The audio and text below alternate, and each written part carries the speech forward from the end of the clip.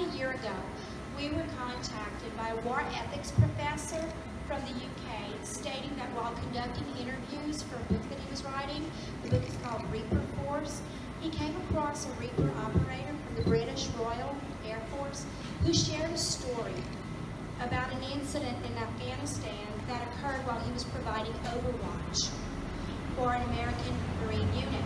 It happened to be Matthew's unit, the day that Matthew was killed, and it surrounded the last moments of Matthew's life, leading up to the explosion that killed him. And anyone who's lost a child tragically can understand that you have this need to know every last bit of detail. And so this Reaper operator was moved by this incident and wanted to find out who this Marine was. And he shared the story with the professor, who then was compelled to reach out to us to let us know that there was more to Matt's story. He then decided that Matt's story was worth putting in his book to show the far-reaching effects of war. Dr. Lee is a war ethics professor at Portsmouth University who specializes in ethics of drone operations in combat. But from 2001 to 2008, he served as a chaplain in the Royal Air Force. And in 2003, he served in a military hospital in Cyprus, supporting battlefield casualties from Operation Iraqi Freedom. So I'd like you to help me welcome Dr. Peter Lee.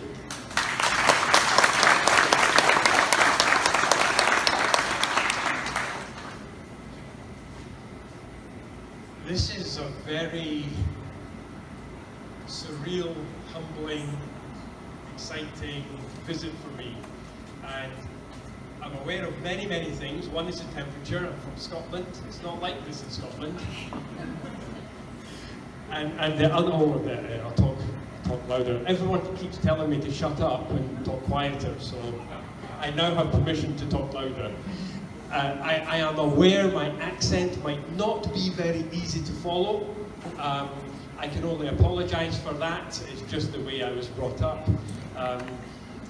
I will say, so far, I found the Louisiana accent very easy to understand, but we'll see after a few beers have been had later on, just if that continues. I've been asked if I'll share the story of the book, really the Matthew story, and I'm sorry if I'm making a little crackle out of here. And I'd like to do that in a minute, but I want to do something else first. This is completely unplanned, I didn't even ask, but sometimes it's better to ask forgiveness and permission, as I used to teach my daughters. Can I ask, if you are a serving military person or a military veteran present, could I ask you to put your hand up? Right. I would be interested to know how far back they go. So, is Vietnam, anyone served before Vietnam? Right, so could I ask you to stand up? In fact, could I ask the veterans please to come and stand over here? The Vietnam, so we've got two from Vietnam. What is the next most recent after Vietnam? Who do we have after that? We have Northern Ireland, Grenada, Desert Storm, another Desert Storm. Where else have we got? Any others? Any other conflicts that I've not mentioned yet? And I know, I'll just mention that I know there's at least one serving person who really, because of security reasons, will not come and join the front. He's not being antisocial, it's just they have some quite strict security concerns. What operation? Desert Storm. Vietnam. It's, I know it's very customary in your country, but also in mine, and I would like us, as me as a visitor and my friend from the United Kingdom as well, I would like us as a community, as people who have served and friends of those who served, to acknowledge just now in a round of applause.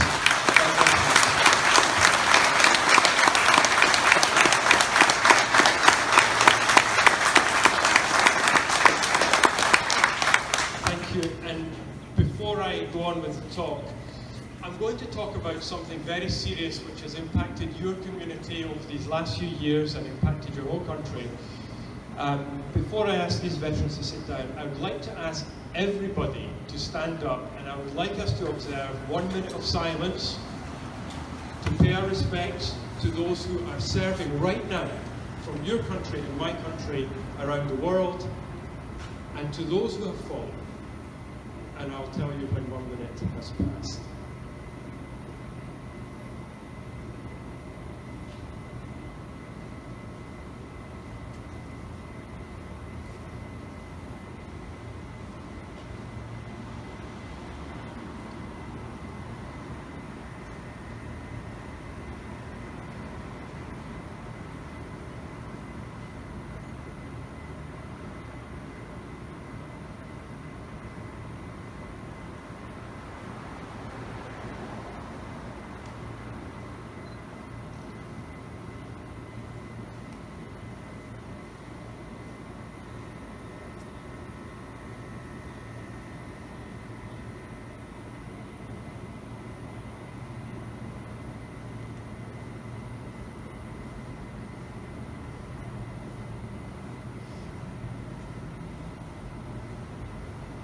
Thank you. Can I ask you just to take your seats? Thank you all of you for coming out. I ask you to take your seats, please.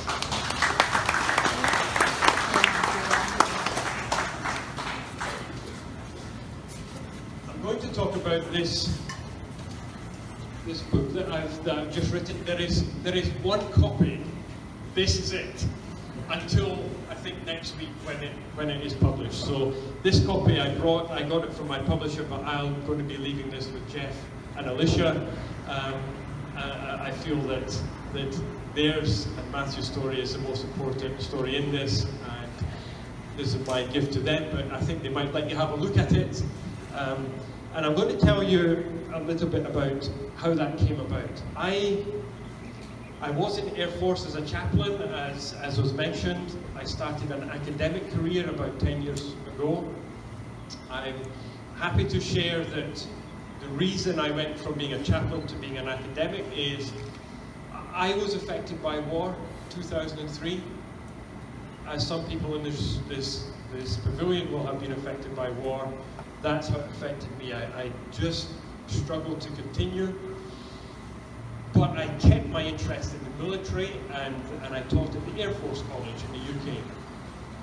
And a few years ago, I had an idea to write about the Royal Air Force Reaper Force. You may know them as drones, and the United States Air Force has got a huge Reaper and Predator force, many squadrons. And I asked permission from the Ministry of Defence in the UK to interview some of the operators, which I thought would make a really interesting story, or a collection of stories, and I thought that would be no problem. I'm an ex-chaplain, and I teach about air power, and I teach about ethics, and it turns out that what I thought I was asking for was to interview some interesting people to tell some interesting stories. What the Air Force heard was, I was asking to get special access to the most secret part of the British military outside the nuclear submarines, and speak to the most politically sensitive people in the British military outside nuclear submarines, and then tell the stories of people that the government has tried not to tell for 10 years. That's what they heard. And it took a whole year before I finally got permission. And then in 2016, I went to Nevada, to Creech Air Force Base, United States Air Force Base, where the UK has one squadron of the Reaper aircraft the operators are based. And just if you don't understand or hadn't heard, the Reaper aircraft, the drone as it were, it has a 60-foot wingspan. It carries 4 missiles that weigh 100 pounds in weight each, that fly up to about the speed of sound, and it carries 2 500-pound bombs. So these are big aircraft. And the controllers, the crews sit in Nevada or in the United Kingdom, and when they're operating normal pilot controls, when they're controlling here in Nevada or elsewhere in the United States, those movements are set by satellite signal, and it makes the aircraft move over Syria or Iraq or Afghanistan or wherever else they're being used. It is like science fiction come true. So I started to do my research, and I interviewed many, many people and got told all kinds of wonderful and amazing stories. I'll just tell you, before I get to talk mainly about Matthew, I'll tell you a couple of the things that are in there. There is at least one pregnant woman in the house.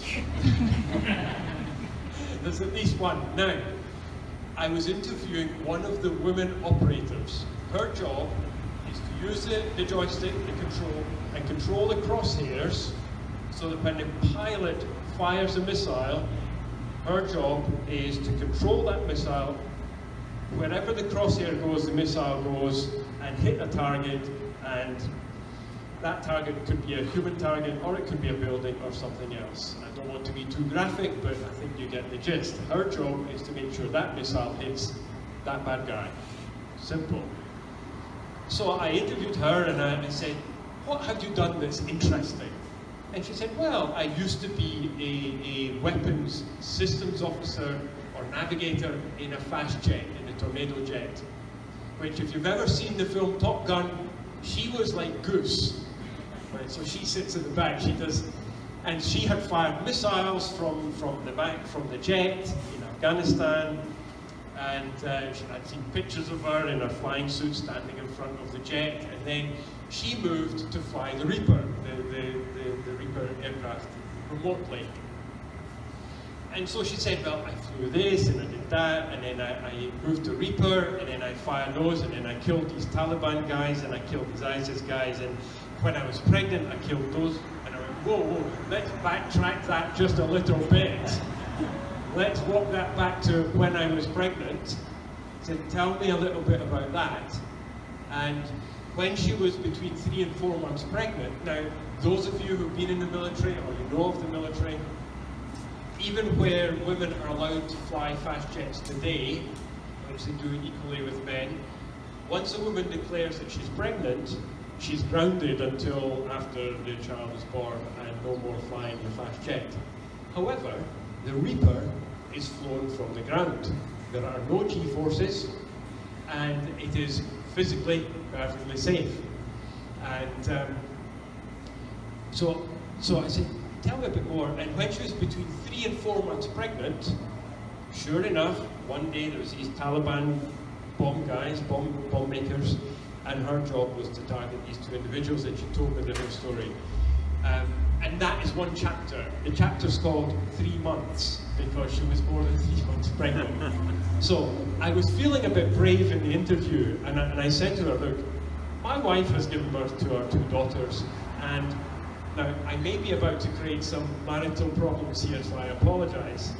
But I said, when my wife was pregnant, on occasion, her hormone balance just might have changed ever so slightly.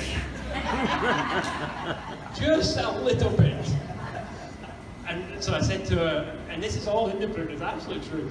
I said to her, did this happen to you by any chance? And I felt a little bit self-conscious because, you know, I'd only just met this woman. She was so proud of this. She said, yeah, a little bit. You'd have to ask my husband, but yeah, the hormones affected me a bit. And I said, how did that make the whole business of, you know, weapons and shooting and that kind of thing? This is what she said. It didn't make it any harder. So she said, you'd have to ask my husband. So I said, oh, you set up an interview with your husband, which she did. 2 weeks later, I spoke to the husband. He's a Navy officer. So get your head around this. He's a Navy officer sending his wife to war to shoot bad guys every day from home. Interesting military dynamic, isn't it? So I spoke to him, and he's from the same part of Scotland as me. And so we spoke around, and then I got to this pregnancy business. And he was waiting for it, because that was the purpose of the interview. And I said, what was she like? Now, I won't tell you what the first 2 words were, but one of them started with F.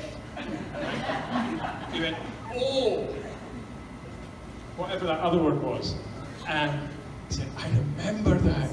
He said, some days I would wake up and think, I pity the poor sod who's got to sit next to her for the next 6 hours. and at one point she'd even said in the interview that there was this particular pilot that used to drive her mad. And she said, when I was pregnant, I could hardly control it. I just wanted to reach over and punch him in the head. So when I wrote the chapter, I wrote all this in it. And I sent it back to him. I said, is this accurate? Because I don't want it, you know, I've taken great care. Every single word and page in that book, I went back to the people and said, is this correct? Is it accurate? And I thought she might say to me, oh, can we take that little bit out about the, you know, punch in the head? She said, see that punch in the head? She said, I really, really wanted to punch him in the head. He said, now, I do talk a lot, as you can tell. And she said, he would just talk and talk and talk and talk and talk and talk and talk. Seven talks. And she just wanted to get on with it. So that's just one chapter. There's so many, and that's what I've tried to do, is tell these human stories, which I think are really interesting. I won't tell the story, but one chapter is about an incident where civilians died and how the individual and crews live with that. Another chapter is about an operator who, after the first time he used the weapon, he said, can't do that again, won't fire again, and what he went through. And so it's just very much the human experience of war. And I wanted to have one chapter which was just very short insights from the crew members. So I got permission, I emailed around both squadrons and said, can you email and tell me what is your strongest memory? What is the thing you remember most about your time? And I got many. Some of them were really funny, some of them were tragic, some of them were just a bit dark, some were really sick. And like, there was this guy, I'll tell you this one quickly. Basically, they're watching this ISIS commander and two of his soldiers, these jihadist guys, and they're watching him, and they try to get into this building. So they can tell that the senior guy is ordering one of the other men to get in the building. So he tries kicking the door, and then he falls over. So the commander tells both of them. So the two of them put their arms around each other, and I don't know if you've heard of the hokey cokey dance, but the two of them are doing this, trying to get, and then they both fell over. And then the commander sent them off, and then they came back with like a 12-foot ladder, and then they tried using it as a battering ram, and of course the door did not break and they fell over. And then at that point the commander could be seen shouting at these two, and then he just stormed off. And that was it. And then they got a message from the headquarters in Al Udeid. 150 officers on a giant screen were watching this, and they got a message just saying, thank you for the entertainment, and then they went back to the business of war. So it's mainly serious, but some light moments. And then someone sent me a page of a story, and you've heard Alicia introduce it, where him and the rest of him and his crew were flying over Helmand province in Afghanistan. And he described how on this particular day they were sent to watch over a group of a foot patrol of US Marines. And they had found the foot patrol, and they'd noticed that one of the Marines had peeled away from the other members of the squad, and they had said to the sensor operator who operates the camera, zoom in on that guy, let's see what he's doing. And they're zoomed in, and they're kind of looking over his shoulder as he goes around the corner, and then at that instant the screen just, everything on the ground exploded, and the screen went white. And that was, I didn't know at the time, and neither did he, but that was a moment they watched Matthew go around the corner to deal with a potential explosive in the ground. And that's what killed him. And this individual described how they watched this and then they immediately had to make sure there was not going to be an ambush, that this was not the prelude to the rest of the Marines coming under attack. And as he watched and thought about this later in the day, he's driving home, he remembered, or he thought, that actually he had watched the death of this Marine and didn't know who it was, and that the family probably didn't know.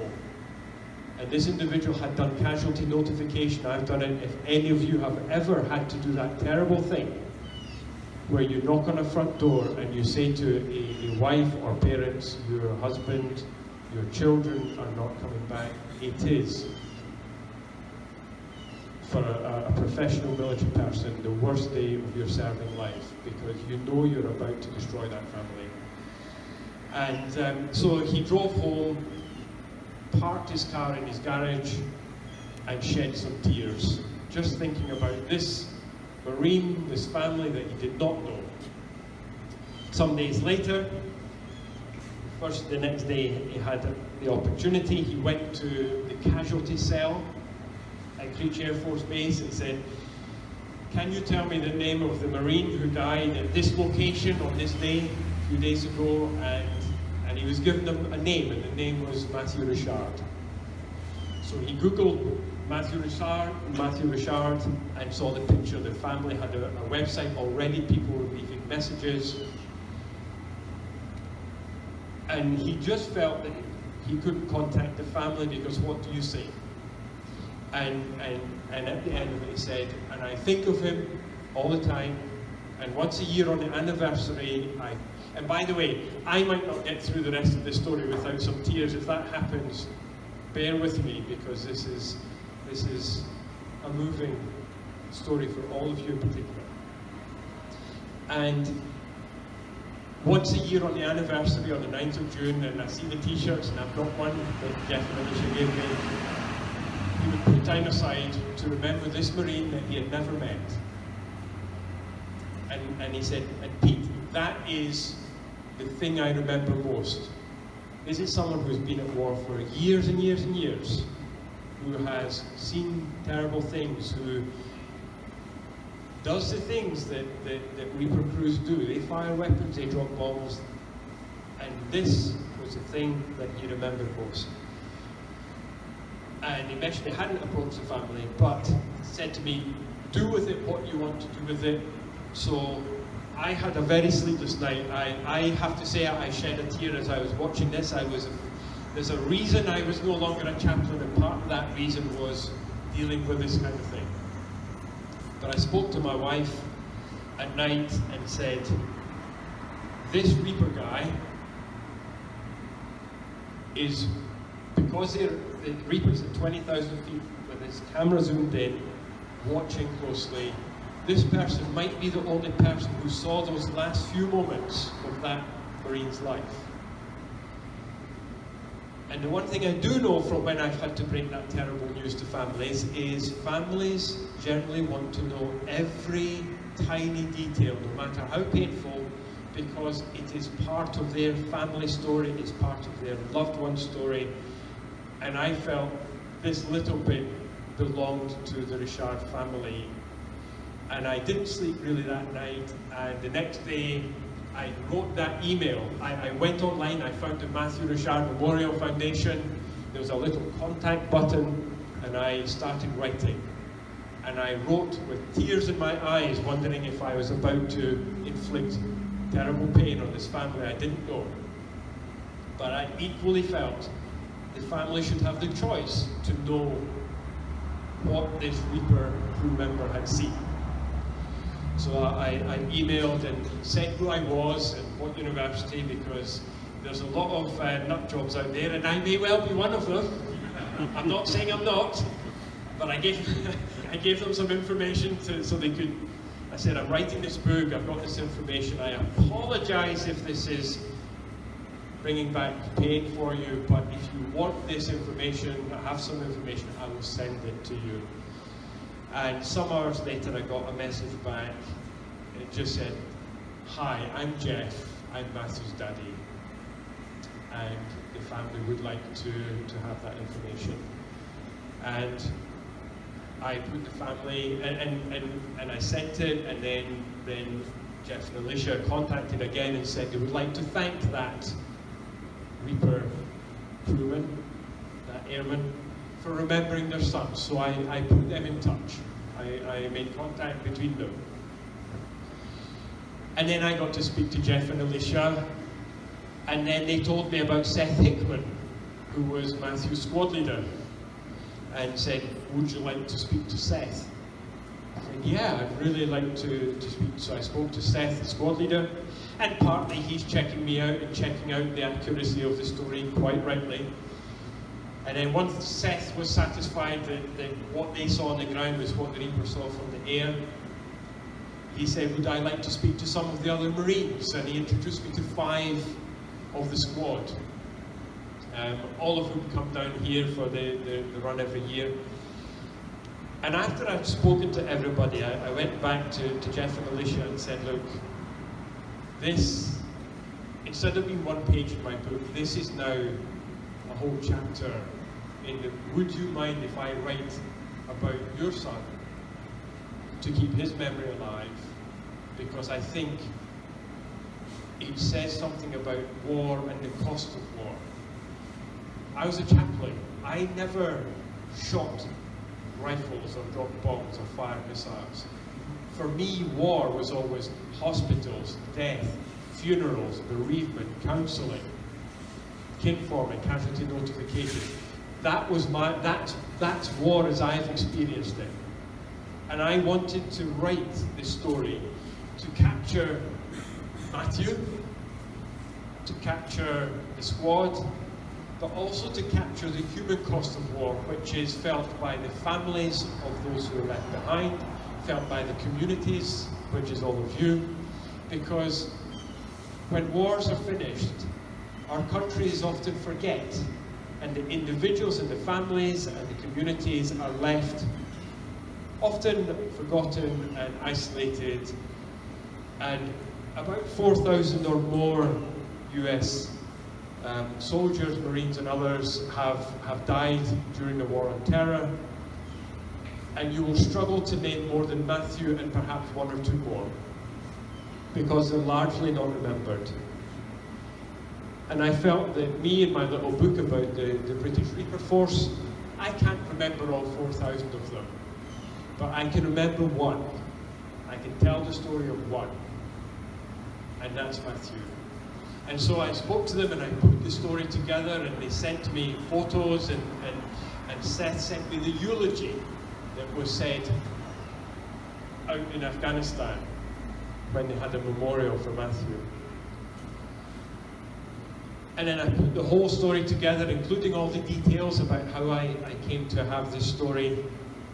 And just when I thought the chapter was finished, and again, I sent it to the Air Force guy, I sent it to the family, I sent it to all the Marines, and checking, is this accurate, is this correct? It's got to be accurate and correct. And just when I thought it was finished, Alicia contacted me, you'll read it in the book.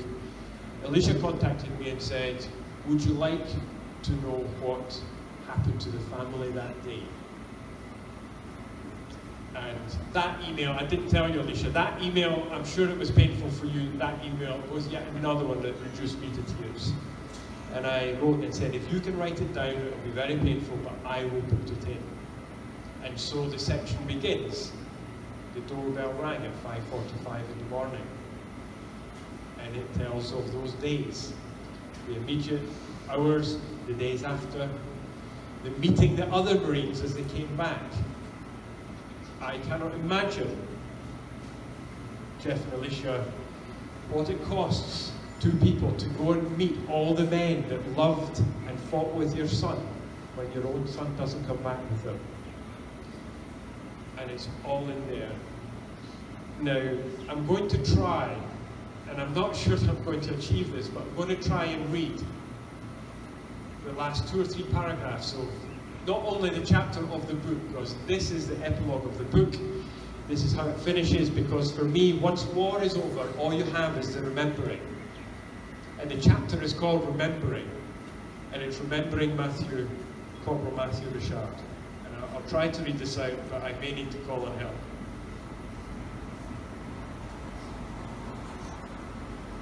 And I wish I brought my reading glasses. Oh, I did. Excuse me.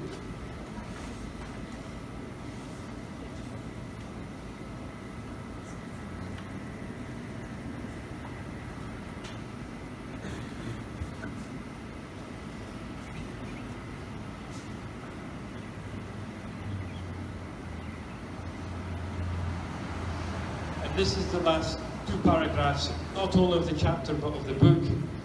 And it says, once a year the squad and many others gathered together in Iota, Louisiana, the little town with a big heart,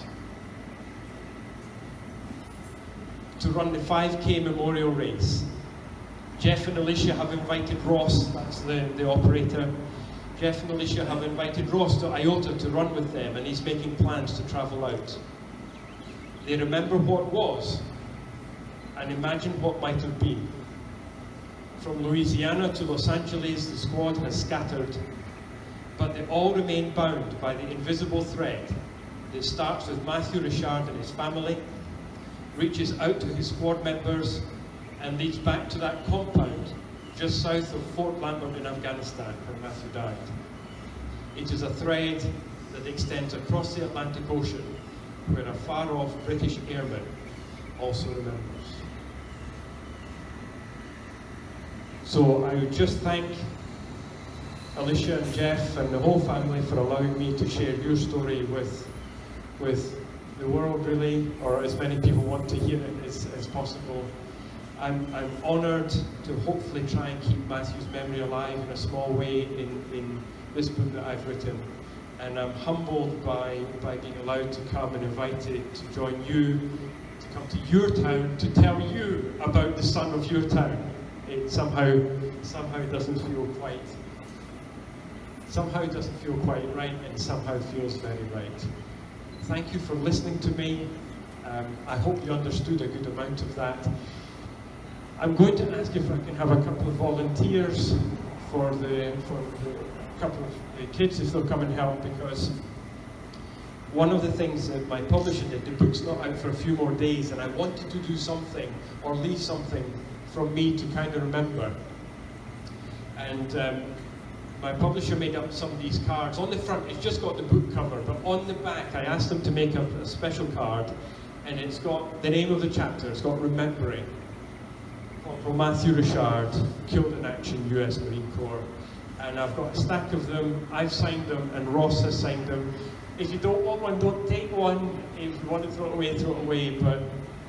But I would like maybe a couple of the youngsters, maybe if you would take a pile each and just hand them around everybody and take them as just my memento to you of this amazing young man, this amazing family, and this amazing town that is my great privilege to come and meet. Thank you very much.